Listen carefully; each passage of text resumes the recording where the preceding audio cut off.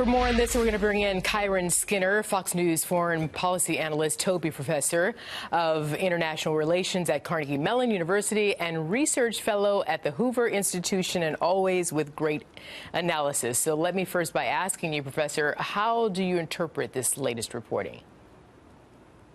It just reminds us that the Syrian conflict is not over. 7 years into a civil war that's been incredibly bloody, that's been one of the greatest humanitarian crises in the 21st century, still has many miles to go. This is a long war on many fronts. It's a civil war in Syria. It's a war for the battle of ending jihad, radical Islam, Al-Qaeda, its affiliates, and ISIS. They're not gone. It's a great power conflict with the Russians and the Americans on different sides. Both want to see ISIS destroyed, but not both on the side of Assad. The Russians have been there to support him and keep him in power. Right. As you know, Secretary Tillerson recently gave a talk at Stanford where he in fact said, we want to see a transition in leadership. So very different objectives in a tight competitive environment. So we know that Russia already reportedly struck back by firing cruise missiles into northwest Syria, the Idlib province. This is according to Russia's Ministry of Defense, killing supposedly approximately 30 Al-Qaeda militants. Are we certain that those were Al-Qaeda affiliate al-Nusra militants who shot down that plane and not shot down by anti-Assad government groups? There's a report out there that says the Free Syrian Army fighters did so. If that is the case, which again, I don't have that confirmation at the moment, if that's the case, how would that change the equation?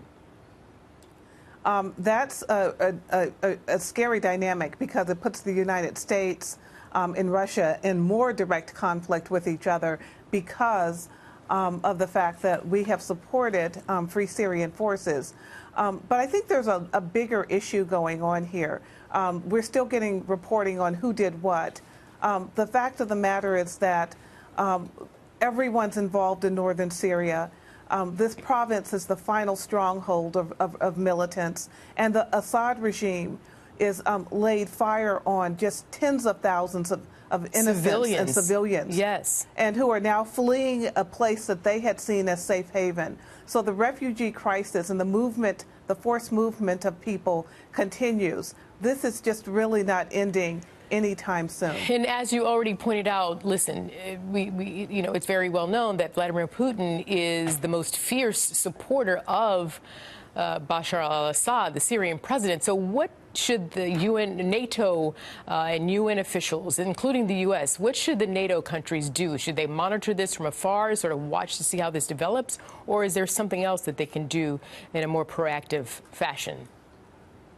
Both things that you've suggested, Arvel, are important. Arthel, we should stand back and let this play out and get the true facts, because there are a lot of evolving discussions about what's going on the ground, and video is still emerging. But the NATO and allied and Western forces, and along with Middle East partners, need to be as unified as possible around a common goal, which is to end the conflict in Syria and really support in at least an eventual transition of leadership in that country. But it must be understood that the global war on terror continues, and Syria is a major battleground. We can't let down our guard, and that's where American leadership is so central for our allies to keep them engaged. I want to have something else to ask about that, but I have to go on, because when you mentioned that the American leadership has to stand strong and be fierce and not let up, then that brings me to, what about our president and President Putin, and if our president will put the pressure on, more pressure, and he is already doing some pushing back on President Putin, but we'll see if there's more. But I have to move on, because I want to talk about our president in North Korea. I want to show you some sound, our audience some sounds of the president with some North Korean defectors in the Oval Office yesterday. Take a listen. Many administrations that should have acted on this a long time ago, when it wasn't at this kind of when we weren't in this kind of a position. You know, we ran out of road, you know the expression. The road really ended. They could have done it 12 years ago, they could have done it 20 years ago, they could have done it 4 years ago and 2 years ago. we have no road left. So we'll see what happens. But in the meantime, we'll get through the Olympics, and maybe something good can come out of the Olympics. So that was President Trump yesterday in the Oval Office, of course, saying, look, this is all ahead of the Olympics in South Korea. Let's see what happens after that. Is the president setting up something, Professor Skinner, or telegraphing a message? And how might Kim Jong-un perceive the meetings at the White House? Because he is dying to be received that way. Give me 40 seconds, please.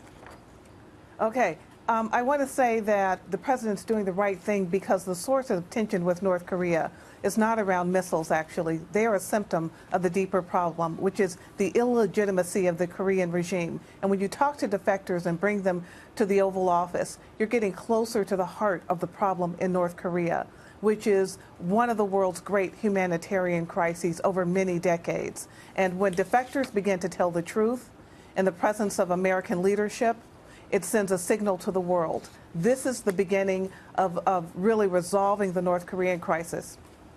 Yeah, and seeing Ji Sung-ho at the State of the Union the other night was really, really powerful. Professor Kiron Skinner, always a pleasure. Thank you very much. We'll see you again. Thank you.